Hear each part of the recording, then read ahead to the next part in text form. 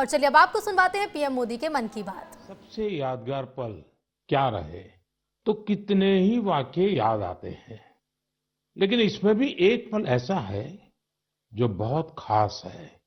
वो पल था जब पिछले साल 15 नवंबर को मैं भगवान बिरसा मुंडा की जन्म जयंती पर उनकी जन्मस्थली झारखंड के उलिहातू गांव गया था। इस यात्रा का मुझ पर बहुत बड़ा प्रभाव पड़ा। मैं देश का पहला प्रधानमंत्री हूं जिसे इस पवित्र भूमि की मिट्टी को अपने मस्तक से लगाने का सौभाग्य मिला। उस क्षण मुझे न सिर्फ स्वतंत्रता संग्राम की शक्ति महसूस हुई, बल्कि इस धरती की शक्ति से जुड़ने का भी अवसर मिला।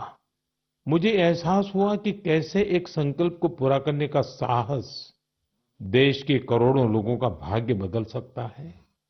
साथियों, भारत में हर युग में कुछ चुनौतियां आई और हर युग में ऐसे असाधारण भारतवासी जन्मे जिन्होंने इन चुनौतियों का सामना किया। आज की मन की बात में मैं साहस और दूरदृष्टि रखने वाले ऐसे ही दो महानायकों की चर्चा करूंगा। इनकी 150वीं जन्म जयंती को देश ने मनाने का निश्चय किया है। 31 अक्टूबर से सरदार पटेल का 150वीं जन्म जयंती का वर्ष शुरू होगा। इसके बाद 15 नवंबर से भगवान बिरसा मुंडा का 150वां जन्म जयंती वर्ष शुरू होगा। इन दोनों महापुरुष ने अलग अलग चुनौतियां देखी, लेकिन दोनों का विजन एक था, देश की एकता। साथियों, बीते वर्षों में देश ने ऐसे महान नायक नायिकाओं की जन्म जयंतियों को नई ऊर्जा से मनाकर नई पीढ़ी को नई प्रेरणा दी है। आपको याद होगा, जब हमने महात्मा गांधी जी की 150वीं जन्म जयंती मनाई थी तो कितना कुछ खास हुआ था। न्यूयॉर्क के टाइम्स स्क्वायर से अफ्रीका के छोटे से गांव तक विश्व के लोगों ने भारत के सत्य और अहिंसा के संदेश को समझा, उसे फिर से जाना, उसे जिया। नौजवानों से बुजुर्गों तक, भारतीयों से विदेशियों तक, हर किसी ने गांधी जी के उपदेशों को नए संदर्भ में समझा, नई वैश्विक परिस्थितियों में उन्हें जाना। जब हमने स्वामी विवेकानंद जी की 150वीं जन्म जयंती मनाई तो देश के नौजवानों ने भारत की आध्यात्मिक और सांस्कृतिक शक्ति को नई परिभाषाओं में समझा। इन योजनाओं ने हमें ये एहसास दिलाया कि हमारे महापुरुष अतीत में खो नहीं जाते, बल्कि उनका जीवन हमारे वर्तमान को भविष्य का रास्ता दिखाता है। साथियों, सरकार ने भले इन महान विभूतियों की 150वीं जन्म जयंती को राष्ट्रीय स्तर पर मनाने का निर्णय लिया है, लेकिन आपकी सहभागिता ही इस अभियान में प्राण भरेगी, इसे जीवंत बनाएगी। मैं आप सभी से आग्रह करूंगा कि आप इस अभियान का हिस्सा बने। लौह पुरुष सरदार पटेल से जुड़े अपने विचार और कार्य #सरदार 150 के साथ साझा करें और धरती आबा बिरसा मुंडा की प्रेरणाओं को बिरसा मुंडा 150 के साथ दुनिया के सामने लाए। आइए एक साथ मिलकर इस उत्सव को भारत की अनेकता में एकता का उत्सव बनाएं, इसे विरासत से विकास का उत्सव बनाएं। मेरे प्यारे देशवासियों, आपको वो दिन याद जरूर होंगे जब छोटा भीम टीवी पर आना शुरू हुआ था। बच्चे तो इसे कभी भूल नहीं सकते। कितना एक्साइटमेंट था छोटा भीम को लेकर। आपको हैरानी होगी कि आज ढोलकपुर का ढोल सिर्फ भारत में ही नहीं, बल्कि दूसरे देश के बच्चों को भी खूब अट्रैक्ट करता है। इसी तरह हमारे दूसरे एनिमेटेड सीरियल्स कृष्णा, हनुमान, मोटू पतलू के चाहने वाले भी दुनिया भर में हैं।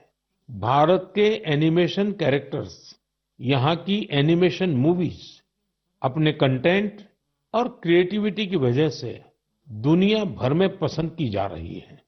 आपने देखा होगा कि स्मार्टफोन से लेकर सिनेमा स्क्रीन तक, गेमिंग कंसोल से लेकर वर्चुअल रियलिटी तक, एनिमेशन हर जगह मौजूद है। एनिमेशन की दुनिया में भारत नई क्रांति करने की राह पर है। भारत के गेमिंग स्पेस का भी तेजी से विस्तार हो रहा है। इंडियन गेम्स भी इन दिनों दुनिया भर में पॉपुलर हो रहे हैं। कुछ महीने पहले मैंने भारत के लीडिंग गेमर्स के साथ मुलाकात की थी। तब मुझे इंडियन गेम्स की अमेजिंग क्रिएटिविटी और क्वालिटी को जानने समझने का मौका मिला था।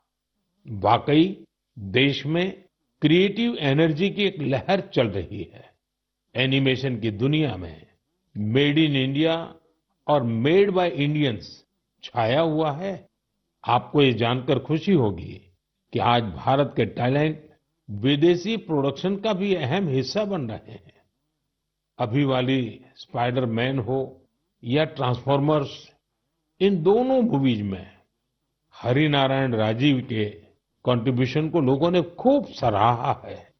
भारत के एनिमेशन स्टूडियो डिज्नी और वार्नर ब्रदर्स जैसी दुनिया के जाने-माने प्रोडक्शन कंपनीज के साथ काम कर रहे हैं। साथियों, आज हमारे युवा ओरिजिनल इंडियन कंटेंट, जिसमें हमारी संस्कृति की झलक होती है, वो तैयार कर रहे हैं। इन्हें दुनिया भर में देखा जा रहा है। एनिमेशन सेक्टर आज एक ऐसी इंडस्ट्री का रूप ले चुका है कि जो दूसरी इंडस्ट्रीज को ताकत दे रहा है। जैसे इन दिनों वीआर टूरिज्म बहुत फेमस हो रहा है। आप वर्चुअल टूर के माध्यम से अजंता की गुफाओं को देख सकते हैं, कोणार्क मंदिर के कॉरिडोर में टहल सकते हैं या फिर वाराणसी के घाटों का आनंद ले सकते हैं। ये सभी वीआर एनिमेशन भारत के क्रिएटर्स ने तैयार किए हैं। वीआर के माध्यम से इन जगहों को देखने के बाद कई लोग वास्तविकता में इन पर्यटन स्थलों का दौरा करना चाहते हैं। यानी टूरिस्ट डेस्टिनेशन का वर्चुअल टूर लोगों के मन में जिज्ञासा पैदा करने का माध्यम बन गया है। आज इस सेक्टर में एनिमेटर्स के साथ ही story tellers, writers, voice over experts, musicians, game developers, VR और एआर एक्सपर्ट्स, उनकी भी मांग लगातार बढ़ती जा रही है। इसलिए मैं भारत के युवाओं से कहूंगा, अपनी क्रिएटिविटी को विस्तार दें। क्या पता दुनिया का अगला सुपरहिट एनिमेशन आपके कंप्यूटर से निकले। अगला वायरल गेम आपका क्रिएशन हो सकता है। एजुकेशनल एनिमेशंस में आपका इनोवेशन बड़ी सफलता हासिल कर सकता है। इसी 28 अक्टूबर को यानी कल वर्ल्ड एनिमेशन डे भी मनाया जाएगा। आइए हम भारत को ग्लोबल एनिमेशन पावर हाउस बनाने का संकल्प लें। मेरे प्यारे देशवासियों, स्वामी विवेकानंद ने एक बार सफलता का मंत्र दिया था। उनका मंत्र था, कोई एक आइडिया लीजिए, उस एक आइडिया को अपनी जिंदगी बनाइए, उसे सोचिए, उसका सपना देखिए, उसे जीना शुरू करिए। आज आत्मनिर्भर भारत अभियान भी सफलता के इसी मंत्र पर चल रहा है। ये अभियान हमारी सामूहिक चेतना का हिस्सा बन गया है। लगातार पग पग पर हमारी प्रेरणा बन गया है। आत्मनिर्भरता हमारी पॉलिसी ही नहीं, हमारा पैशन बन गया है। बहुत साल नहीं हुए, सिर्फ 10 साल पहले की बात है। तब अगर कोई कहता था कि किसी कॉम्प्लेक्स टेक्नोलॉजी को भारत में विकसित करना है, तो कई लोगों को विश्वास नहीं होता था, तो कई उपहास उड़ाते थे। लेकिन आज वही लोग देश की सफलता को देखकर मैन्युफैक्चरर बन गया है। कभी दुनिया में सबसे ज्यादा डिफेंस इक्विपमेंट खरीदने वाला भारत आज 85 देशों को एक्सपोर्ट भी कर रहा है। स्पेस टेक्नोलॉजी में भारत आज चंद्रमा के साउथ पोल पर पहुंचने वाला पहला देश बना है। और एक बात तो मुझे सबसे ज्यादा अच्छी लगती है वो ये है कि आत्मनिर्भरता का ये अभियान अब सिर्फ सरकारी अभियान नहीं है। अब आत्मनिर्भर भारत अभियान एक जन अभियान बन रहा है। हर क्षेत्र में उपलब्धियां हासिल कर रहे हैं। जैसे इसी महीने लद्दाख के हानले में हमने एशिया की सबसे बड़ी इमेजिंग टेलीस्कोप मैस का भी उद्घाटन किया है। ये 4,300 मीटर की ऊंचाई पर स्थित है। जानते हैं इसकी भी खास बात क्या है? ये मेड इन इंडिया है। सोचिए, जिस स्थान पर -30 डिग्री की ठंड पड़ती हो, जहां ऑक्सीजन तक का अभाव हो, वहां हमारे वैज्ञानिकों और लोकल इंडस्ट्री ने वो कर दिखाया है जो एशिया के किसी देश ने नहीं किया। हानले का टेलीस्कोप भले ही दूर की दुनिया देख रहा हो, लेकिन ये हमें एक चीज और भी दिखा रहा है, और ये चीज है आत्मनिर्भर भारत का सामर्थ्य। साथियों, मैं चाहता हूं आप भी एक काम जरूर करें। आत्मनिर्भर होते भारत के ज्यादा से ज्यादा उदाहरण, ऐसे प्रयासों को शेयर करिए। आपने अपने पड़ोस में कौन सा नया इनोवेशन देखा? किस लोकल स्टार्टअप ने आपको सबसे ज्यादा इम्प्रेस किया?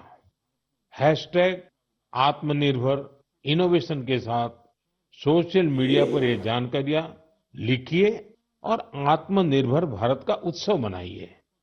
त्योहारों के इस मौसम में तो हम सब आत्मनिर्भर भारत के इस अभियान को और मजबूत करते हैं। हम वोकल फॉर लोकल के मंत्र के साथ अपनी खरीदारी करते हैं। ये नया भारत है जहां इम्पॉसिबल सिर्फ एक चैलेंज है, जहां मेक इन इंडिया अब मेक फॉर द वर्ल्ड बन गया है, जहां हर नागरिक इनोवेटर है, जहां हर चैलेंज एक अपॉर्चुनिटी है। हमें न सिर्फ भारत को आत्मनिर्भर बनाना है, बल्कि अपने देश को इनोवेशन के ग्लोबल पावर हाउस के रूप में मजबूत भी करना है। मेरे प्यारे देशवासियों, मैं आपको एक ऑडियो सुनाता हूं। हेलो सर नमस्ते सर। नमस्ते सर बोलिए सर। देखिए, जो आपने एफआईआर नंबर मुझे सेंड किया है, इस नंबर के खिलाफ 17 कंप्लेंट्स हमारे पास। आप ये नंबर यूज कर रहे हैं? तो मैंने नहीं यूज करता हूँ सर। अभी कहाँ से बात कर रहे हो? सर कर्नाटका सर, वो घर में हूँ सर। ओके, इसके लिए आप अपनी स्टेट में रिकॉर्ड करवाइए ताकि ये नंबर ब्लॉक कर दिया जाए, फ्यूचर में आपको कोई प्रॉब्लम ना हो। Okay, yes sir. अभी मैं आपको कनेक्ट कर रहा हूँ, ये आपका इन्वेस्टिगेशन ऑफिसर है। आप अपनी स्टेट में रिकॉर्ड करवाइए ताकि ये नंबर ब्लॉक कर दिया जाए। Okay, yes sir, yes sir, yes sir. अब बताइएगा मैं किसके साथ बात कर रहा हूँ। अपना आधार कार्ड मुझे शो कीजिएगा वेरीफाई करने के लिए, बताइएगा।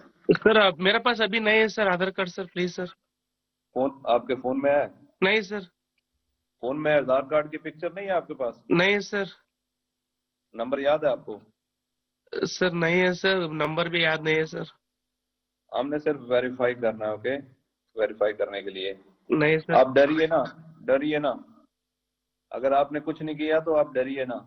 हाँ सर, हाँ सर। अगर आपके पास आधार कार्ड है तो मुझे दिखा दीजिए वेरीफाई करने। नहीं सर, नहीं सर, मैं गांव को आया था सर, घर में है सर। Okay, coming.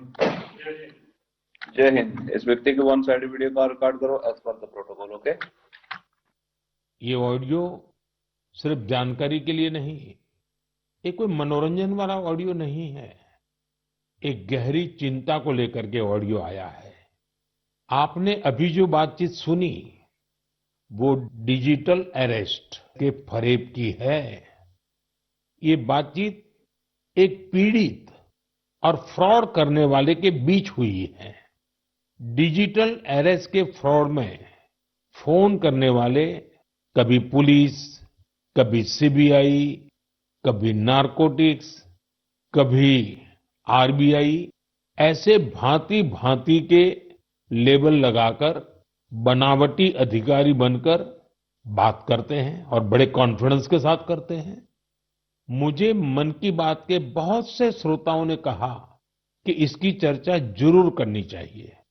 आइए मैं आपको बताता हूं ये फ्रॉड करने वाली गैंग काम कैसे करती है, ये खतरनाक खेल क्या है, आपको भी समझना बहुत जरूरी है, औरों को भी समझाना उतना ही आवश्यक है। पहला दाव आपकी व्यक्तिगत जानकारी, वो सब जुटा करके रखते हैं। आप पिछले महीने गोवा गए थे, है ना? आपकी बेटी दिल्ली में पढ़ती है ना? वे आपके बारे में इतनी जानकारी जुटा कर रखते हैं कि आप दंग रह जाएंगे। दूसरा दाव, भय का माहौल पैदा करो। वर्दी, सरकारी दफ्तर का सेटअप, कानूनी धाराएं, वो आपको इतना डरा देंगे, फोन पर बातों बातों में आप सोच भी नहीं पाएंगे। और फिर उनका तीसरा दाव शुरू होता है। तीसरा दाव, समय का दबाव। अभी फैसला करना होगा, वरना आपको गिरफ्तार करना पड़ेगा। ये लोग पीड़ित पर इतना मनोवैज्ञानिक दबाव बना देते हैं कि वो सहम जाता है। डिजिटल अरेस्ट के शिकार होने वालों में हर वर्ग, हर उम्र के लोग हैं। लोगों ने डर की वजह से अपनी मेहनत से कमाए हुए लाखों रुपए गंवा दिए हैं। कभी भी आपको इस तरह का कोई कॉल आए तो आपको डरना नहीं है। आपको पता होना चाहिए, कोई भी जांच एजेंसी फोन कॉल या वीडियो कॉल पर इस तरह पूछताछ कभी भी नहीं करती। मैं आपको डिजिटल सुरक्षा के 3 चरण बताता हूं। ये 3 चरण है: रुको, सोचो, एक्शन लो। कॉल आते ही रुको, घबराए नहीं, शांत रहे, जल्दबाजी में कोई कदम न उठाएं, किसी को अपनी व्यक्तिगत जानकारी न दें। संभव हो तो स्क्रीनशॉट लें और रिकॉर्डिंग जरूर करें। इसके बाद आता है दूसरा चरण। पहला चरण था रुको, दूसरा चरण है सोचो। कोई भी सरकारी एजेंसी फोन पर ऐसे धमकी नहीं देती, न ही वीडियो कॉल पर पूछताछ करती है, न ही ऐसे पैसा की मांग करती है। अगर डर लगे तो समझिए कुछ गड़बड़ है। और पहला चरण, दूसरा चरण और अब मैं कहता हूं तीसरा चरण। पहले चरण में मैंने कहा रुको, दूसरे चरण में मैंने कहा सोचो, और तीसरा चरण कहता हूं एक्शन लो। राष्ट्रीय साइबर हेल्पलाइन 1930 डायल करें, cybercrime.gov.in पर रिपोर्ट करें, परिवार और पुलिस को सूचित करें, सबूत सुरक्षित रखें। रुको, बाद में सोचो और फिर एक्शन लो। ये 3 चरण आपकी डिजिटल सुरक्षा का रक्षक बनेंगे। साथियों, मैं फिर कहूंगा, डिजिटल अरेस्ट जैसी कोई व्यवस्था कानून में नहीं है। ये सिर्फ फ्रॉड है, फरेब है, झूठ है, बदमाशों का गिरोह है।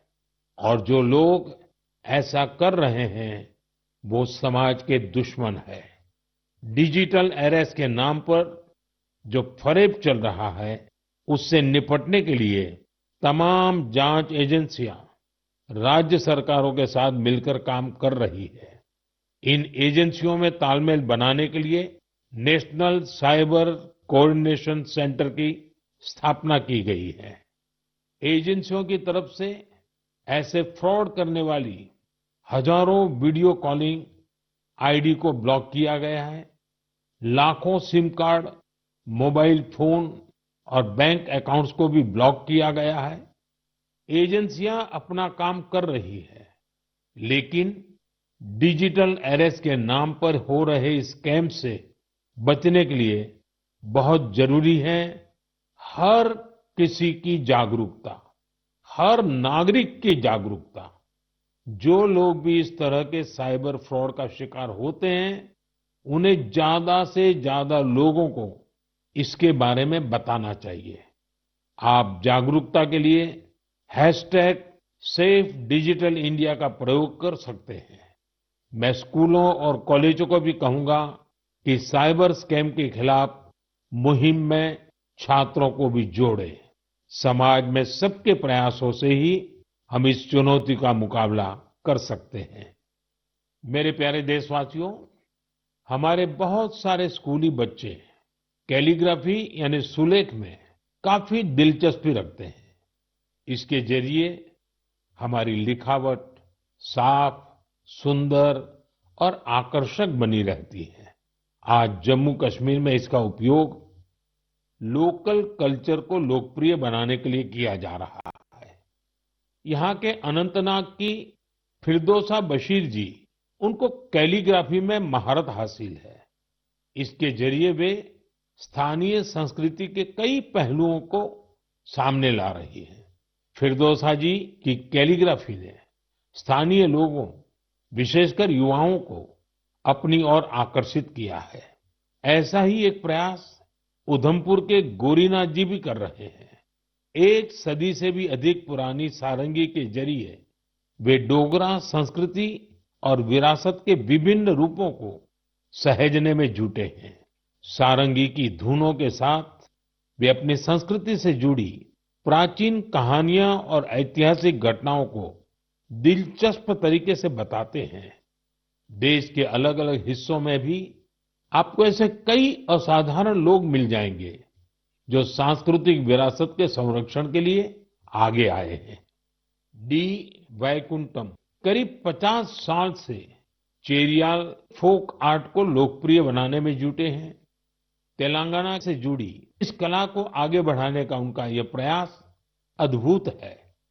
चेरियाल पेंटिंग्स को तैयार करने की प्रक्रिया बहुत ही यूनिक है। यह एक स्क्रोल के स्वरूप में कहानियों को सामने लाती है। इसमें हमारी हिस्ट्री और माइथोलॉजी की पूरी झलक मिलती है। छत्तीसगढ़ में नारायणपुर के बुटलू राम माथरा जी अबुझ माड़िया जनजाति की लोक कला को संरक्षित करने में जुटे हुए हैं। पिछले 4 दशकों से वे अपने इस मिशन में लगे हुए हैं। उनकी ये कला बेटी बचाओ, बेटी पढ़ाओ और स्वच्छ भारत जैसे अभियान से लोगों को जोड़ने में भी बहुत कारगर रही है। साथियों, अभी हम बात कर रहे थे कैसे कश्मीर की वादियों से लेकर छत्तीसगढ़ के जंगलों तक हमारी कला और संस्कृति नए नए रंग बिखेर रही है। लेकिन यह बात यही खत्म नहीं होती। हमारी इन कलाओं की खुशबू दूर दूर तक फैल रही है। दुनिया के अलग अलग देशों में लोग भारतीय कला और संस्कृति से मंत्र मुग्ध हो रहे हैं। जब मैं आपको उधमपुर में गूंजती सारंगी की बात बता रहा था, तब मुझे याद आया कि कैसे हजारों मील दूर रूस के शहर याकुत्स्क में भी भारतीय कला की मधुर धुन गूंज रही है। कल्पना कीजिए, सर्दी का एकाध दिन, -65 डिग्री तापमान, चारों तरफ बर्फ की सफेद चादर और वहां एक थिएटर में दर्शक मंत्र मुग्ध होकर देख रहे हैं कालिदास की अभिज्ञान शाकुंतलम। क्या आप सोच सकते हैं, दुनिया के सबसे ठंडे शहर याकुत्स्क में भारतीय साहित्य की गर्मजोशी? ये कल्पना नहीं, सच है। हम सबको गर्व और आनंद से भर देने वाला सच। साथियों, कुछ हफ्ते पहले मैं लाओस भी गया था। वो नवरात्रि का समय था और वहां मैंने कुछ अद्भुत देखा। स्थानीय कलाकार फलक फलम प्रस्तुत कर रहे थे, लाओस की रामायण। उनकी आंखों में वही भक्ति, उनके स्वर में वही समर्पण जो रामायण के प्रति हमारे मन में है। इसी तरह कुवैत में श्री अब्दुल्ला अल बारून ने रामायण और महाभारत का अरबी में अनुवाद किया है। ये कार्य मात्र अनुवाद नहीं, बल्कि 2 महान संस्कृतियों के बीच एक सेतु है। उनका यह प्रयास अरब जगत में भारतीय साहित्य की नई समझ विकसित कर रहा है। पेरू से एक और प्रेरक उदाहरण है एर्लिंदा गार्सिया। वहाँ के युवाओं को भारतनाट्यम सिखा रही है और मारिया वाल्देस ओडिसी नृत्य का प्रशिक्षण दे रही है। इन कलाओं से प्रभावित होकर दक्षिण अमेरिका के कई देशों में भारतीय शास्त्रीय नृत्य की धूम मची हुई है। साथियों, विदेशी धरती पर भारत के ये उदाहरण दर्शाते हैं कि भारतीय संस्कृति की शक्ति कितनी अद्भुत है।